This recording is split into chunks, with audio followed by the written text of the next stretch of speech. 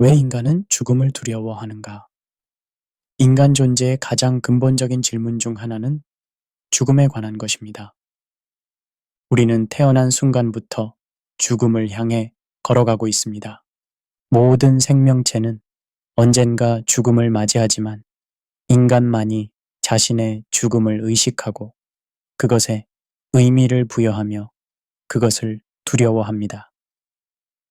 오늘 우리는 이 보편적이면서도 깊은 두려움의 근원을 탐구하고 우리가 어떻게 이 두려움과 함께 살아가며 어쩌면 이 두려움을 초월할 수 있는지 알아보겠습니다. 제1장 죽음의 본질과 인간의 인식. 죽음이란 무엇인가요? 단순히 말하자면 죽음은 생명의 종말입니다. 호흡이 멈추고 심장이 정지하며 뇌 활동이 중단됩니다. 그러나 인간에게 죽음은 단순한 생물학적 현상 이상입니다. 죽음은 존재의 끝, 알려진 모든 것과의 이별, 미지의 영역으로의 진입 또는 완전한 소멸을 의미합니다. 흥미롭게도 인간은 자신이 언젠가 죽을 것이라는 사실을 인식하는 유일한 생물체로 알려져 있습니다. 이러한 죽음 의식은 축복인 동시에 저주입니다. 우리는 죽음을 알기 때문에 삶의 의미를 찾지만 또한 이 지식으로 인해 심오한 실존적 불안을 경험합니다. 모든 인간은 죽는다. 소크라테스는 인간이다. 따라서 소크라테스는 죽는다. 고대 그리스의 3단 논법은 죽음의 보편성을 논리적으로 설명합니다. 우리는 이런 논리를 이해하면서도 정서적으로는 받아들이기 어렵습니다. 나는 언젠가 존재하지 않을 것이다. 라는 생각은 여전히 우리의 내면 깊은 곳에서 공포를 불러일으킵니다. 어떤 측면에서 보면 꽤 아이러니합니다.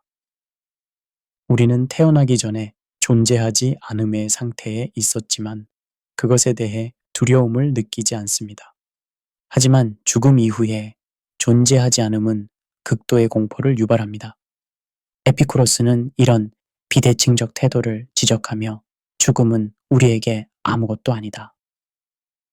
우리가 존재할 때 죽음은 부재하고 죽음이 도래할 때 우리는 존재하지 않기 때문이다 라고 말했습니다. 논리적으로는 맞지만 감정적으로는 쉽게 수용되지 않는 주장입니다. 현대사회에서 죽음은 종종 은폐되고 멀리 떨어져 있습니다. 과거에는 사람들이 집에서 가족들에 둘러싸여 죽음을 맞이했지만 오늘날 대부분의 죽음은 병원이나 요양시설에서 일어납니다. 우리는 죽음을 직접 목격할 기회가 줄어들었고 이로 인해 죽음은 더욱 낯설고 두려운 대상이 되었습니다. 죽음에 대한 대화는 금기시되고 죽음을 떠올리게 하는 상징들은 불길하게 여겨집니다. 그런데 이렇게 죽음을 멀리 할수록 역설적으로 죽음은 우리 내면에서 더 큰 공포로 자라납니다. 마치 어둠 속에서 상상하는 괴물이 실제 괴물보다 더 무서운 것처럼 직면하지 않은 죽음은 우리 상상 속에서 더욱 공포스러워집니다. 시니컬하게 말하자면 우리는 죽음을 피하려고 애쓰면서 오히려 죽음의 그림자 아래 더 깊이 갇히는 셈입니다. 제2장 본능적 두려움으로서의 죽음 공포. 인간의 가장 기본적인 본능 중 하나는 생존 본능입니다. 우리 몸의 모든 세포, 모든 시스템은 생명을 유지하기 위해 설계되었습니다. 심장은 쉬지 않고 뛰고, 폐는 산소를 공급하며, 면역 체계는 외부 위협으로부터 몸을 보호합니다. 이런 생물학적 메커니즘은 생명 유지에 초점을 맞추고 있기에 죽음은 이 모든 시스템의 실패를 의미합니다. 진화론적 관점에서 보면 죽음에 대한 두려움은 생존에 도움이 됩니다. 죽음을 두려워하는 생물은 위험을 피하고 생존에 유리한 선택을 할 가능성이 높습니다. 인류 역사를 통틀어 죽음을 두려워하는 인간은 포식자를 피하고 독성 식물을 먹지 않으며 위험한 행동을 자제했습니다. 이런 특성은 우리 종의 생존과 번영에 기여했습니다. 그러나 인간의 죽음 공포는 단순한 생존 본능을 넘어섭니다. 다른 동물들도 위험을 감지하고 죽음을 피하려 합니다. 하지만 그들은 상징적 사고나 미래 예측 능력이 제한적이기 때문에 우리처럼 죽음 자체를 개념화하거나 두려워하지는 않습니다. 인간은 자신의 필멸성을 인식하고 이를 추상적으로 사고할 수 있는 유일한 존재입니다. 흥미로운 점은 죽음에 대한 두려움이 항상 같은 강도로 나타나지 않는다는 것입니다. 위험한 상황에서 우리는 극도의 생존 본능을 경험합니다. 아드레날린이 분비되고 심장 박동이 빨라지며 싸우거나 도망치거나 반응이 활성화됩니다. 그러나 평온한 상태에서 죽음을 생각할 때는 다른 종류의 불안, 즉 실존적 불안을 느낍니다. 심리학자 어니스트 베커는 그의 저서 죽음의 부정에서 인간의 모든 문화적 행위가 근본적으로 죽음에 대한 공포를 극복하려는 시도라고 주장했습니다. 우리는 미술, 문학, 종교, 과학 등을 통해 우리의 유한한 존재를 초월하는 무언가를 창조하려 합니다. 시니컬한 시각으로 보자면 인간의 위대한 업적들은 결국 죽음에 대한 두려움을 달래기 위한 아주 복잡한 방법들인 셈이죠. 이런 맥락에서 현대 소비주의도 죽음 공포의 산물로 볼 수 있습니다. 끊임없이 물건을 사고 경험을 축적하고 즐거움을 추구하는 것은 죽음의 현실로부터 우리를 분산시킵니다. 나중에 죽을 거야. 하지만 지금은 이 새 스마트폰을 살 거야. 라는 태도는 죽음 불안을 잠시나마 완화시키는 하나의 방법입니다. 제3장 심리적 차원에서의 죽음 공포. 죽음에 대한 두려움은 여러 심리적 요소들로 구성됩니다. 가장 근본적인 요소는 알 수 없음에 대한 불안입니다. 인간은 불확실성을 견디기 어려워합니다. 우리는 패턴을 찾고 예측하고 통제하려는 강한 욕구를 가지고 있습니다. 그러나 죽음은 궁극적인 미지의 영역입니다. 어떤 사람도 죽음 이후의 경험을 완전히 알고 돌아온 적이 없습니다. 정신분석학자 지그문트 프로이트는 우리가 실제로 자신의 죽음을 상상할 수 없다고 지적했습니다. 죽음을 생각할 때 우리는 항상 관찰자로서 상상합니다. 자신의 장례식을 보거나 사랑하는 사람들의 슬픔을 목격하는 식으로 말이죠. 이것은 우리의 정신이 완전한 비존재를 받아들일 수 없기 때문입니다. 죽음에 대한 또 다른 심리적 두려움은 자아의 소멸에 관한 것입니다. 우리는 인생을 통해 정체성, 관계, 기억, 성취 등을 쌓아갑니다. 죽음은 이 모든 것의 종말을 의미하며 이는 극도의 불안을 유발합니다. 나는 누구인가? 라는 질문이 나는 없어질 것이다. 라는 답변을 만날 때 우리는 깊은 실존적 공포를 경험합니다. 여기서 흥미로운 사실은 죽음에 대한 두려움이 연령에 따라 변한다는 것입니다. 일반적으로 젊은 성인들이 죽음에 대해 가장 강한 불안을 느끼는 반면 노년층은 상대적으로 죽음을 더 평온하게 받아들이는 경향이 있습니다. 이는 노인들이 이미 많은 목표를 달성하고 관계를 형성했으며 삶의 유한성을 더 깊이 수용했기 때문일 수 있습니다. 또한 죽음에 대한 두려움은 종종 죽어가는 과정에 대한 두려움과 혼동됩니다. 많은 사람들이 죽음 자체보다 고통, 의존성, 존엄성 상실 등 죽어가는 과정에 더 두려움을 느낍니다. 이는 현대의학이 생명을 연장할 수 있으나 항상 삶의 질을 보장하지는 못하는 상황에서 특히 그렇습니다. 시니컬한 관점에서 보면 우리 사회는 젊음과 건강을 숭배하면서도 그것이 모든 사람에게 필연적으로 사라질 일시적인 상태라는 사실을 애써 외면합니다. 안티에이징 제품, 성형수술, 영원한 젊음을 약속하는 온갖 마케팅은 죽음에 대한 우리의 집단적 부정을 반영합니다. 우리는 죽음을 피할 수 없다는 것을 알면서도 마치 그것이 선택사항인 것처럼 행동합니다. 제4장 문화와 종교 속의 죽음 관념. 인류 역사를 통틀어 모든 문화와 종교는 죽음에 의미를 부여하고 죽음 불안을 관리하는 시스템을 발전시켜 왔습니다. 이러한 체계들은 죽음에 대한 설명을 제공하고 죽음 이후의 존재에 대한 신념을 형성하며 죽음을 맞이하고 애도하는 의식을 확립함으로써 인간의 근본적인 불안을 완화시키는 역할을 합니다. 고대 이집트인들은 사후 세계에 대한 정교한 신념 체계를 발전시켰습니다. 그들은 죽은 자의 영혼이 두아트라는 저승을 여행하며 최종적으로 심판을 받는다고 믿었습니다. 이 여정을 위해 그들은 미라 제작, 무덤 건설, 죽은 자와 함께 묻히는 물건들을 준비했습니다. 피라미드는 이러한 사후 세계 신념의 궁극적 표현이라 할 수 있습니다.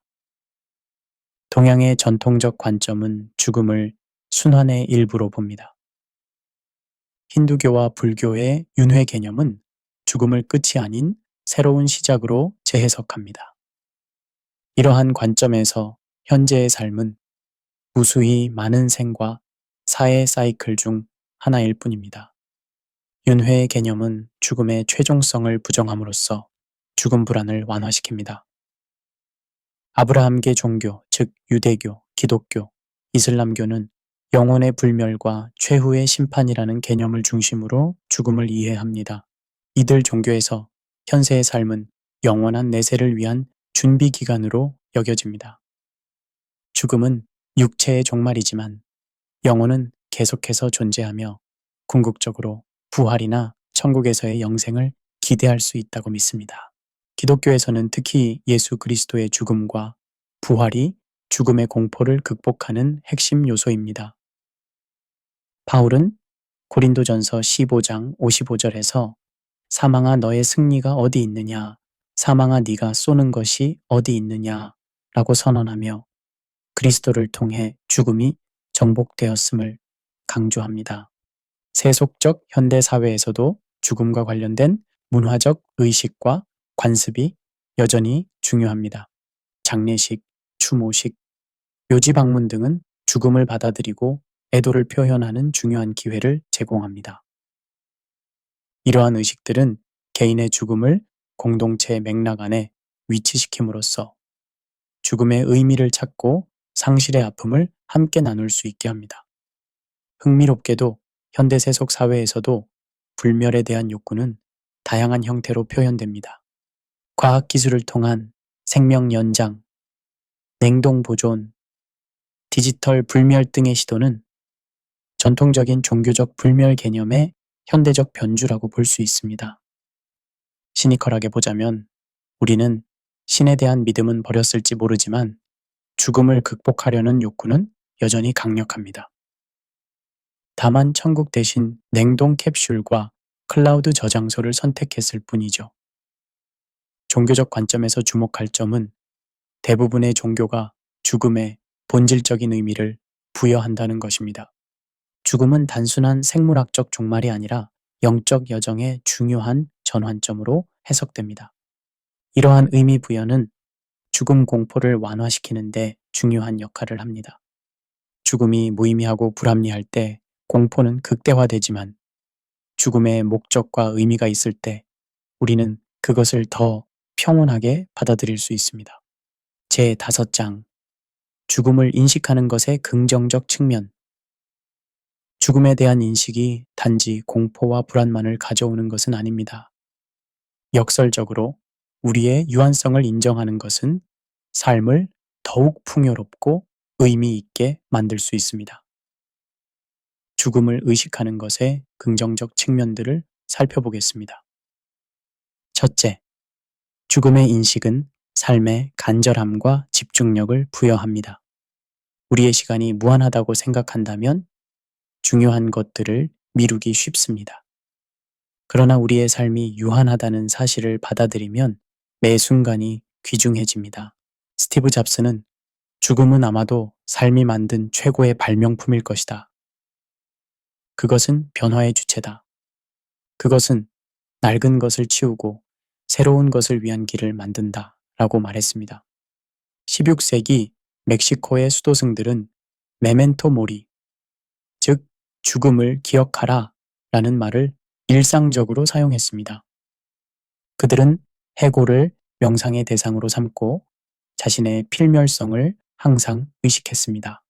이러한 관행은 그들이 매일을 마치 마지막 날인 것처럼 영적으로 충실하게 살도록 도왔습니다.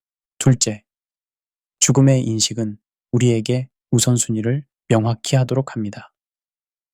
많은 임종기 환자들과 일한 호스피스 간호사 브로니 웨어는 죽어가는 사람들이 가장 많이 후회하는 것들을 기록했습니다.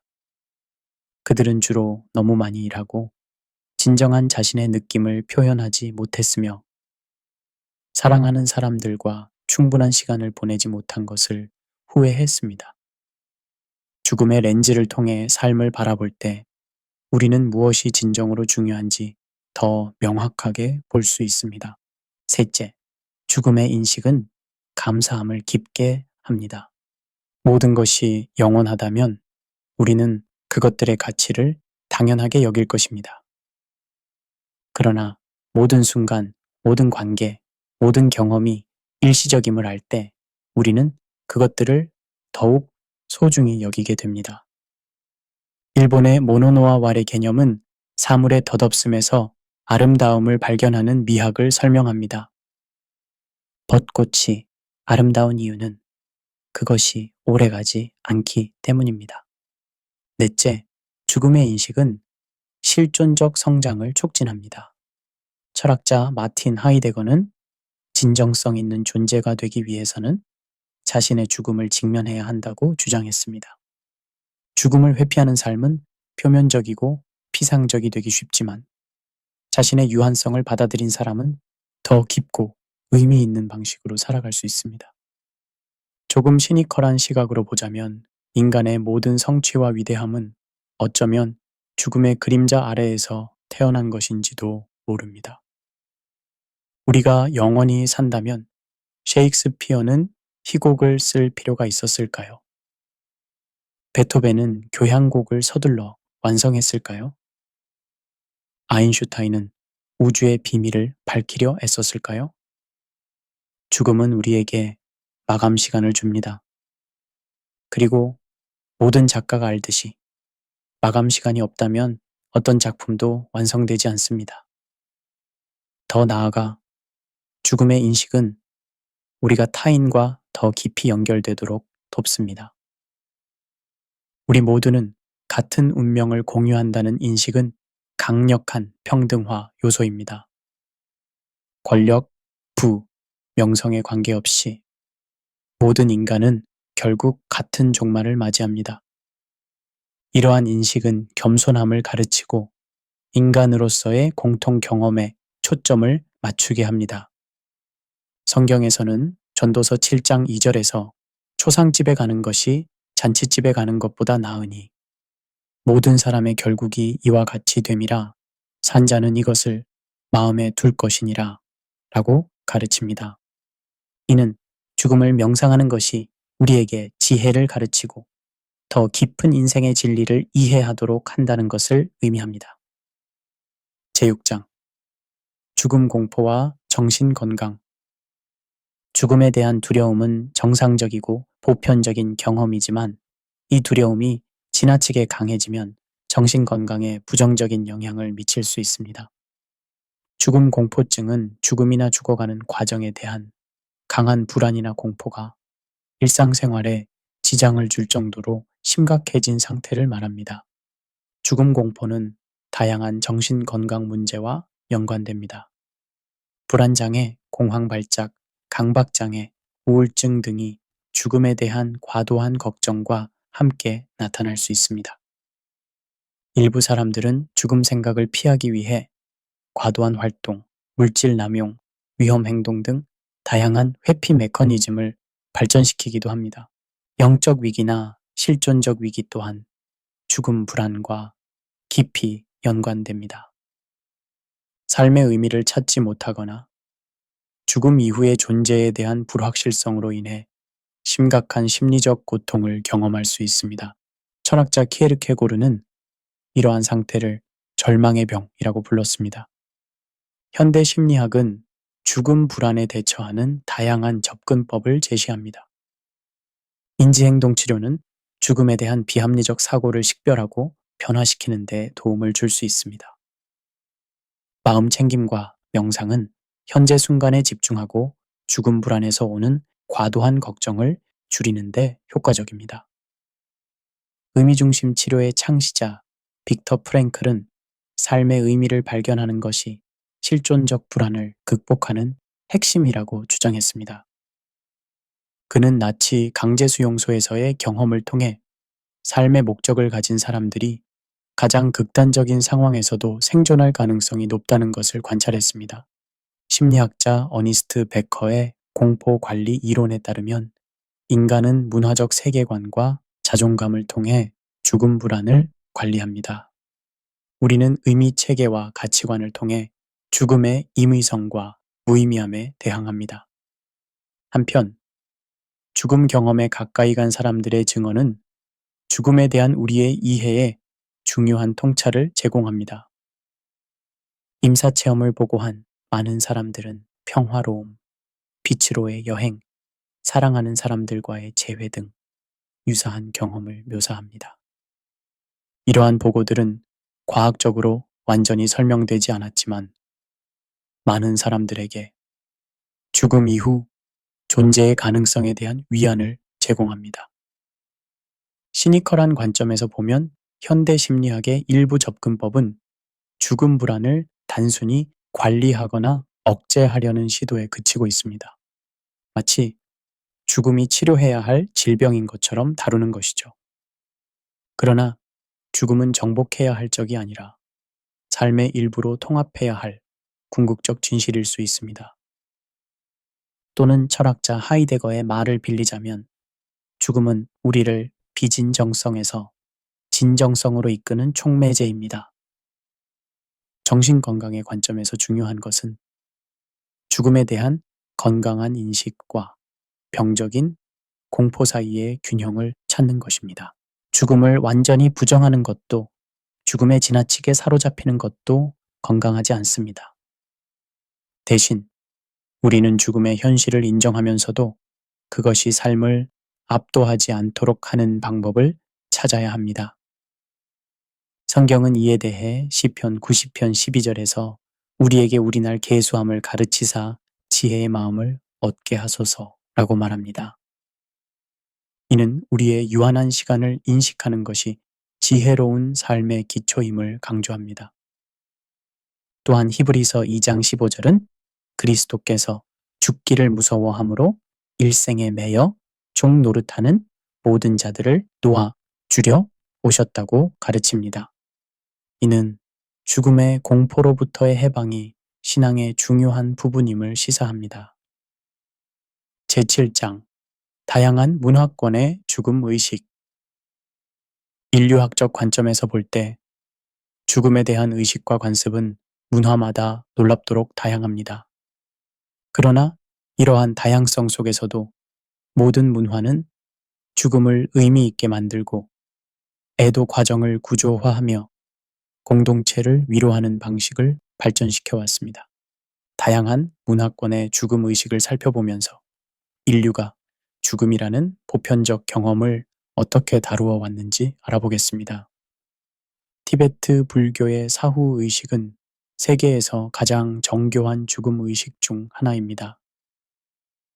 바르도 퇴돌 또는 티베트 사자의 서어로 알려진 경전은 죽음 순간부터 다음 환생까지의 여정을 안내합니다.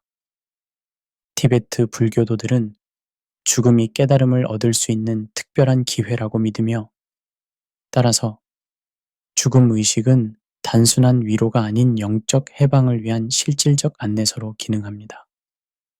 멕시코의 죽은 자의 날은 죽음에 대한 독특한 문화적 접근을 보여줍니다.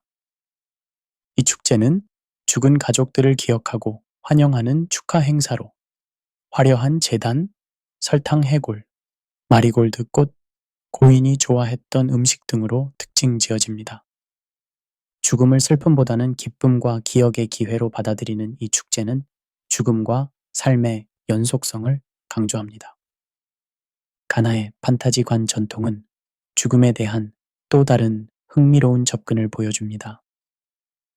망자의 직업이나 열정을 반영한 맞춤형 관을 비행기, 자동차, 물고기 등의 형태로 제작하는 이 관습은 죽음을 개인의 삶과 업적을 기념하는 기회로 전환시킵니다. 이러한 화려한 장례는 슬픔 속에서도 축하의 요소를 통합합니다. 힌두교의 화장 의식은 영혼의 해방과 순환을 강조합니다. 바라나시와 같은 성지에서 겐지스강 옆에서 행해지는 화장은 영혼이 육체의 구속에서 벗어나 다음 생으로 진행할 수 있게 합니다.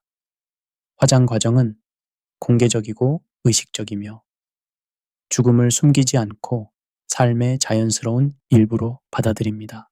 유대교 전통에서 시바는 가족이 7일 동안 함께 모여 애도하는 기간입니다. 이 시간 동안 방문객들은 위로를 제공하고 고인에 대한 이야기를 나누며 유족들과 함께합니다. 이러한 공동체적 애도는 상실의 고통을 분담하고 사회적 지지망을 강화하는 데 중요한 역할을 합니다. 아프리카의 많은 문화권에서는 조상 숭배가 중요한 역할을 합니다. 죽은 자들은 완전히 사라진 것이 아니라 영적 세계에서 계속 가족과 공동체에 영향을 미친다고 여겨집니다. 정기적인 의식과 제물을 통해 생자와 사자 간의 연결이 유지됩니다. 이러한 관점은 죽음을 단절이 아닌 관계의 변형으로 재해석합니다. 서구 사회의 장례 의식도 시간에 따라 변화해 왔습니다. 과거의 공개적이고 가정 중심적인 죽음과 장례는 점차 전문화되고 제도화되었습니다. 현대 서구 장례식은 종종 장의사, 연간실, 전문 화장 서비스 등을 통해 관리됩니다.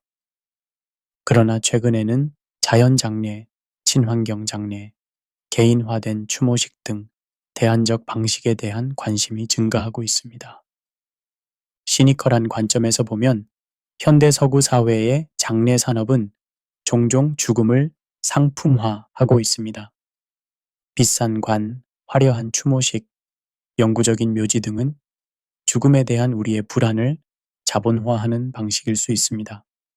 마지막 여정을 가장 품위 있게 또는 영원한 기억을 위한 최고의 선택과 같은 마케팅 문구는 죽음에 대한 우리의 두려움을 이용합니다. 그러나 이러한 다양한 문화적 접근법들이 공통적으로 보여주는 것은 죽음이 단순한 생물학적 사건 이상이라는 점입니다. 죽음은 의미, 관계, 계속성, 초월 등의 개념과 얽혀 있는 문화적, 사회적, 영적 경험입니다. 죽음 의식은 공동체가 상실을 처리하고 죽은 자를 기억하며 살아남은 자들이 계속 나아갈 수 있도록 돕는 중요한 도구입니다. 성경에서는 죽음과 애도에 관한 여러 의식과 관습을 볼 수 있습니다. 창세기 50장에서 요셉은 아버지 야곱을 위해 이집트식 장례를 치르고 그의 시신을 가나안 땅으로 운반하여 조상들과 함께 매장합니다. 예수님께서는 요한복음 11장에서 친구 나사로의 무덤 앞에서 우셨으며 이는 애도의 자연스러움과 중요성을 보여줍니다. 성경은 죽음을 부정하거나 미화하지 않고 그것의 현실과 영향을 인정하면서도 소망의 메시지를 제시합니다. 제8장 현대사회와 죽음의 관계. 현대사회는 죽음과 독특한 관계를 맺고 있습니다. 한편으로는 의학의 발전, 공중보건의 개선, 안전조치 등을 통해 사망률을 크게 감소시켰습니다. 다른 한편으로는 죽음을 일상적인 경험에서 분리시키고 제도화했습니다. 이러한 이중적 태도는 현대인의 죽음 인식에 깊은 영향을 미칩니다. 현대의학은 수많은 질병을 치료하고 수명을 연장하며 죽음을 지연시키는 능력을 갖추게 되었습니다. 과거에는 치명적이었던 많은 상태들이 이제는 관리 가능한 만성질환이 되었습니다. 이는 죽음이 예전처럼 일상적이고 예측 가능한 사건이 아니라 점점 더 노년기에 집중되고 의료 환경 내에서 일어나는 사건이 되었음을 의미합니다. 그러나 이러한 발전에도 불구하고 죽음은 여전히 불가피합니다. 프랑스의 철학자 필립 아리에스는 그의 저서 서구인의 죽음에서 현대 사회가 죽음을 어떻게 점차 숨기고 금기시하게 되었는지 설명합니다. 그에 따르면 죽음은 한때 공개적이고 가정적인 경험이었지만 20세기에 들어서며 점차 병원과 요양원으로 옮겨졌습니다. 현대 사회에서 죽음은 종종 실패로 간주됩니다. 의사들은 환자의 죽음을 막기 위해 훈련받고 가족들은 생명 연장을 위해 모든 조치를 취하도록 격려받습니다. 이러한 태도는 죽음을 자연스러운 과정이 아닌 극복해야 할 문제로 재구성합니다. 그 결과 많은 사람들이 평화롭고 존엄한 죽음보다 연장된 죽어감의 과정을 경험하게 됩니다. 동시에 현대 미디어는 죽음의 이미지로 가득 차 있습니다. 뉴스, 영화, 비디오 게임, TV쇼 등에서 죽음은 흔한 주제입니다. 그러나 이러한 재현은 종종 죽음을 극적이고 폭력적이며 비현실적으로 묘사합니다. 이는 실제 죽음의 경험과 괴리를 만들어내고 죽음에 대한 왜곡된 기대를 형성합니다. 디지털 시대의 도래는 죽음과 애도의 새로운 차원을 열었습니다.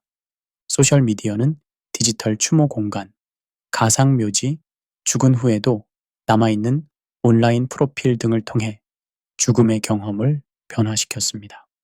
어떤 서비스는 사후에도 소셜미디어 계정을 관리하거나 인공지능을 통해 고인과의 대화를 계속할 수 있게 해줍니다. 이는 디지털 불멸이라는 새로운 개념을 가능하게 합니다. 시니컬한 관점에서 보면 테크놀로지 기업들이 이제 우리의 죽음까지 수익화하고 있다고 볼 수 있습니다. 당신의 디지털 유산을 보존하세요. 영원히 기억될 수 있습니다. 와 같은 문구로 죽음 불안을 이용하는 새로운 비즈니스 모델이 등장했습니다. 그리고 우리는 이런 서비스에 기꺼이 비용을 지불합니다. 사실 이런 디지털 기념물은 과거의 피라미드나 묘비와 크게 다르지 않을지도 모릅니다. 단지 새로운 형태의 불멸 추구일 뿐이죠. 현대 사회의 또 다른 특징은 완화 의료와 호스피스 운동의 성장입니다.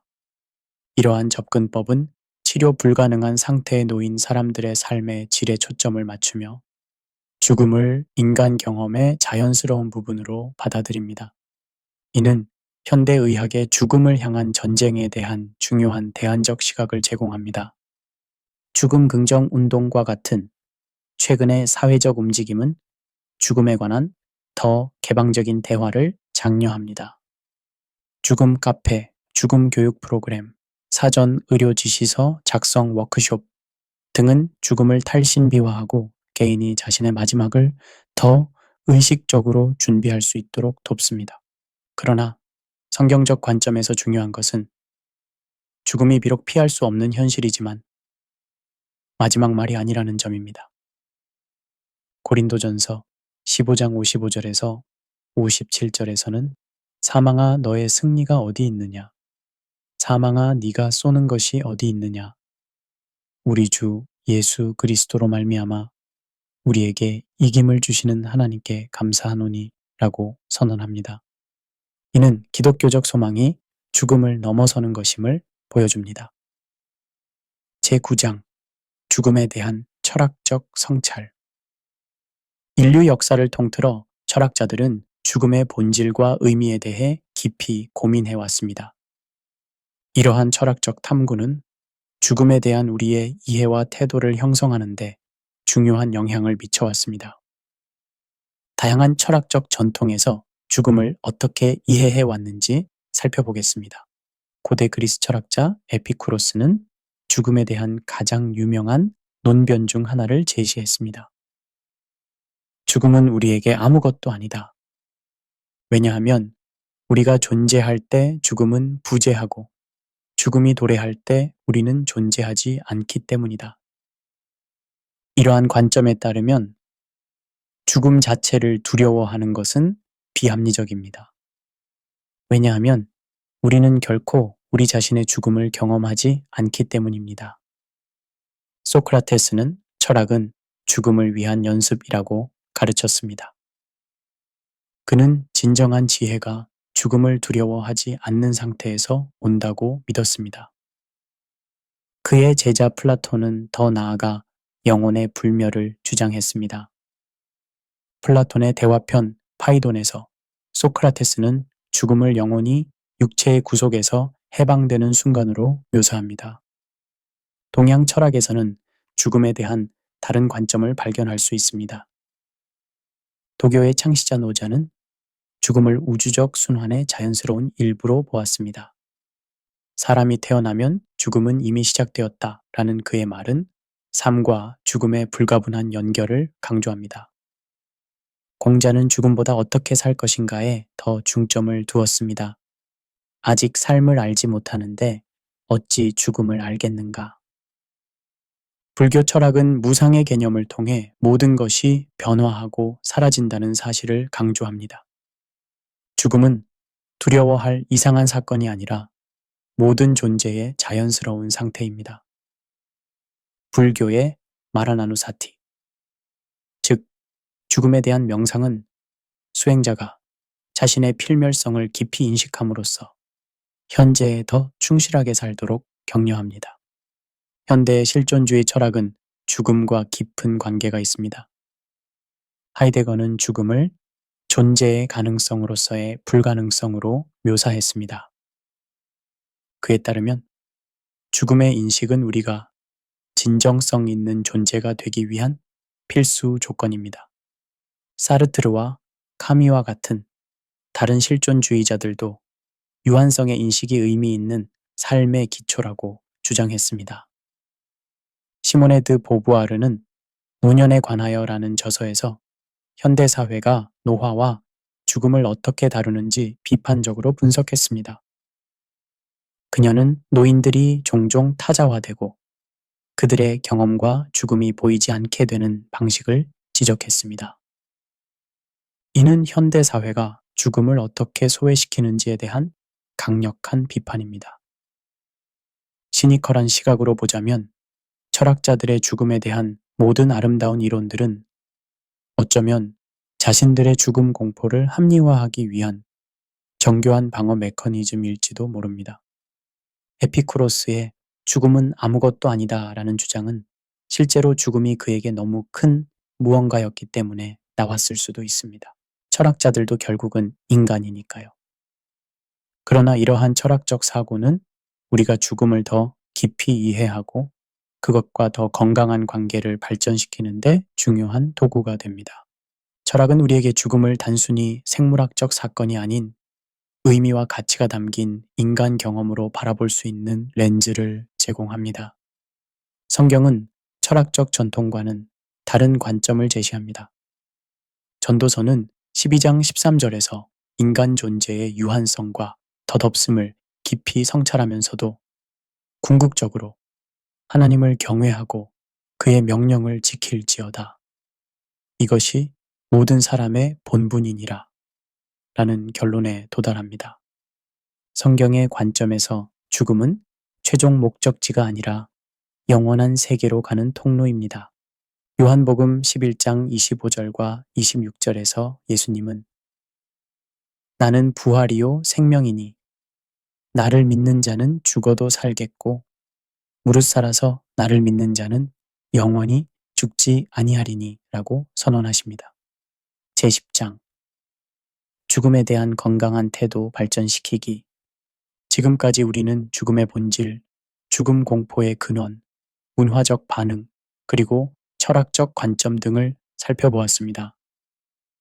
이제는 이러한 이해를 바탕으로 어떻게 죽음에 대한 보다 건강하고 통합된 태도를 발전시킬 수 있는지 탐구해 보겠습니다. 죽음에 대한 건강한 태도의 첫 번째 단계는 인정입니다. 죽음은 피할 수 없는 현실입니다. 이 사실을 단순히 지적으로 아는 것을 넘어 정서적으로도 받아들이는 것이 중요합니다. 많은 영적 전통에서는 메멘토 모리, 즉 죽음을 기억하라와 같은 관행을 통해 이 진실과 정기적으로 대면할 것을 권장합니다. 둘째, 죽음에 대한 대화를 나누는 것이 도움이 됩니다. 현대 사회에서 죽음은 종종 금기 주제이지만 이에 대해 개방적으로 이야기하면 공포를 줄이고 더 깊은 이해를 발전시킬 수 있습니다. 가족이나 친구들과 자신의 죽음 관련 희망사항, 장래 선호도, 그리고 삶의 끝에 관한 철학적 생각들을 공유하는 것은 의미 있는 연결을 만들어낼 수 있습니다. 셋째, 실용적인 준비를 통해 죽음에 대한 불안을 줄일 수 있습니다. 유언장 작성, 사전 의료 지시서 준비, 장례 계획 수립 등의 행동은 감정적 부담을 줄이고 사랑하는 사람들에게 명확한 지침을 제공합니다. 이러한 준비는 죽음을 사랑의 행위로 전환시킬 수 있습니다. 자신이 떠난 후에도 다른 사람들을 배려하는 방식입니다. 넷째, 소중한 관계에 투자하세요. 많은 임종기 환자들이 가장 후회하는 것 중 하나는 사랑하는 사람들과 더 많은 시간을 보내지 않은 것입니다. 의미 있는 관계를 구축하고 유지하는 것은 죽음을 앞둔 상황에서 큰 위안이 됩니다. 또한 타인과의 진정한 연결은 불멸에 대한 욕구를 일정 부분 충족시켜줍니다. 우리는 다른 사람들의 기억과 삶에 계속 존재합니다. 다섯째, 영적 자원을 탐색하세요. 종교적 믿음이든 철학적 관점이든 명상 수행이든 영성은 죽음의 신비를 대면하는 데 중요한 도구를 제공합니다.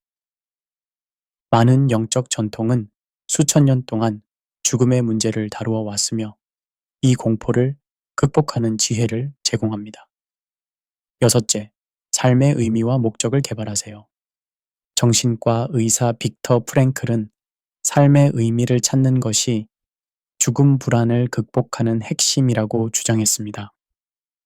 우리가 삶에서 목적을 가질 때 죽음은 덜 위협적이 됩니다. 이 목적은 종교적 소명, 가족에 대한 헌신, 예술적 표현, 사회적 정의 추구 등 다양한 형태를 취할 수 있습니다. 일곱째, 현재에 집중하세요. 마음 챙김과 현재 순간에 온전히 존재하는 능력은 죽음 불안을 감소시키는 데 도움이 됩니다. 과거의 후회나 미래에 대한 걱정에 사로잡히는 대신 지금 여기에 충실하게 살아갈 때 우리는 더 풍요로운 삶을 경험합니다. 여덟째, 유산을 생각해 보세요. 자신이 떠난 후에도 남을 무언가를 창조하는 것, 즉 예술작품, 자선단체, 회고록 또는 단순히 다른 사람들의 삶에 미친 긍정적 영향 등은 죽음의 의미를 변화시킬 수 있습니다. 유산은 우리가 어떤 형태로든 계속 존재한다는 느낌을 줍니다. 아홉째, 삶의 완전함을 추구하세요. 미완성된 일, 해결되지 않은 관계, 표현되지 않은 감정 등은 죽음 앞에서 큰 후회의 원인이 됩니다. 마치 오늘이 마지막 날인 것처럼 살려고 노력하는 것은 시간이 얼마나 남았든 삶을 더 충만하게 만듭니다. 열째, 죽음의 지혜를 받아들이세요. 죽음은 궁극적인 선생님이 될 수 있습니다. 그것은 우리에게 진정으로 중요한 것, 무엇이 단지 일시적인 관심사인지, 그리고 어떻게 삶의 매 순간을 소중히 여길 수 있는지 가르쳐 줍니다. 시니컬한 관점에서 보자면 죽음에 대한 건강한 태도를 개발하는 것은 아이러니하게도 가장 충만한 삶을 살기 위한 비결일지도 모릅니다.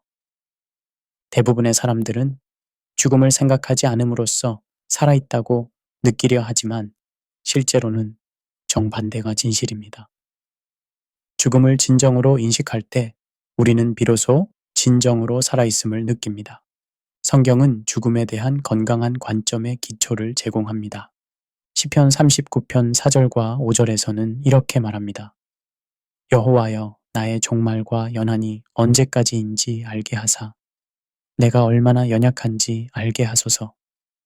주께서 나의 날을 한 뼘 길이만큼 되게 하심에 나의 일생이 주 앞에는 없는 것 같사오니 이는 우리의 유한함을 인식하고 받아들이는 것의 중요성을 강조합니다.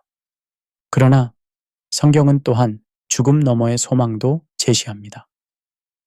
요한계시록 21장 4절은 모든 눈물을 그 눈에서 닦아주시니 다시는 사망이 없고 애통하는 것이나 곡하는 것이나 아픈 것이 다시 있지 아니하리니 처음 것들이 다 지나갔음이러라 고 약속합니다.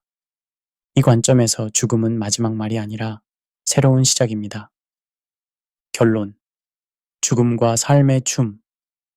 죽음에 대한 우리의 여정을 마무리하며 하나의 역설적 진실에 도달합니다. 죽음에 대한 우리의 태도는 궁극적으로 삶에 대한 우리의 태도를 반영합니다. 죽음을 어떻게 보느냐에 따라 삶을 어떻게 살아가느냐가 결정됩니다. 죽음은 우리 인간 존재의 가장 큰 공포인 동시에 가장 큰 스승이 될 수 있습니다. 그것은 우리에게 유한성의 현실을 직면하게 하며 동시에 매 순간의 소중함을 일깨웁니다. 죽음은 우리가 통제할 수 없는 유일한 확실성이며 이 역설 속에서 우리는 삶의 깊은 의미를 발견합니다. 죽음을 두려워하는 것은 자연스럽습니다. 그것은 우리의 생물학적 생존 본능과 자아 보존 욕구에 깊이 뿌리 내리고 있습니다. 그러나 이 두려움에 압도되어 살아가는 것은 삶의 풍요로움을 제한합니다. 죽음을 받아들이고 그것과 평화로운 관계를 발전시킬 때 우리는 진정한 자유를 경험합니다. 모든 위대한 영적 전통은 죽음이 삶의 교사임을 인식해 왔습니다. 죽음의 렌즈를 통해 볼 때 무엇이 진정으로 중요한지가 선명해집니다. 돈, 권력, 명성과 같은 일시적인 가치들은 그 빛을 잃고 사랑, 연결, 의미, 아름다움과 같은 영원한 가치들이 전면에 등장합니다. 죽음은 또한 우리에게 겸손함을 가르칩니다. 그것은 우리의 모든 계획, 열망, 성취가 궁극적으로 우리의 완전한 통제 밖에 있음을 상기시킵니다. 이 겸손함은 우리를 자아 중심적 환상에서 해방시키고 더 큰 무언가의 일부가 되는 경험으로 이끕니다. 성경에서는 이사야 55장 8절과 9절에서 이는 내 생각이 너희의 생각과 다르며 내 길은 너희의 길과 다름이니라. 여호와의 말씀이니라. 이는 하늘이 땅보다 높음같이 내 길은 너희의 길보다 높으며 내 생각은 너희의 생각보다 높음이니라. 고 말씀합니다. 이는 죽음과 같은 심오한 신비 앞에서 인간의 이해가 제한적임을 인정하면서도 그 너머에 더 큰 목적과 계획이 있음을 암시합니다. 결국 죽음에 대한 물음은 삶의 의미에 대한 물음으로 돌아옵니다. 왜 우리는 죽음을 두려워하는가? 라는 질문은 어떻게 하면 의미 있게 살 수 있는가? 라는 질문과 불가분하게 연결되어 있습니다. 죽음의 그림자 아래에서 우리는 가장 충실하고 가장 용기 있고 가장 사랑이 넘치는 삶을 살도록 도전받습니다. 여러분이 이 오디오북을 들으며 자신의 죽음에 대한 태도를 성찰하고 그것이 어떻게 여러분의 삶에 영향을 미치는지 생각해 보시길 바랍니다. 죽음을 두려워하는 것은 자연스럽지만 그 두려움에 사로잡히는 것은 필연적이지 않습니다. 우리는 죽음을 인정하고 그것에 의미를 부여하며 그것과 함께 평화롭게 살아갈 수 있습니다. 고린도전서 15장 54절과 55절에서 사도 바울은 이 썩을 것이 썩지 아니함을 입고 이 죽을 것이 죽지 아니함을 입을 때에는 사망을 삼키고 이길이라고 기록된 말씀이 이루어지리라. 사망아 너의 승리가 어디 있느냐?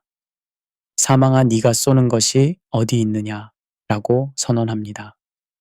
이는 성경이 죽음의 현실을 인정하면서도 그것이 마지막 말이 아님을 확신하는 희망의 메시지를 전달함을 보여줍니다. 이 여정을 함께 해주셔서 진심으로 감사드립니다. 죽음에 대한 이해는 평생에 걸친 과정이며 오늘의 탐구는 그저 시작에 불과합니다.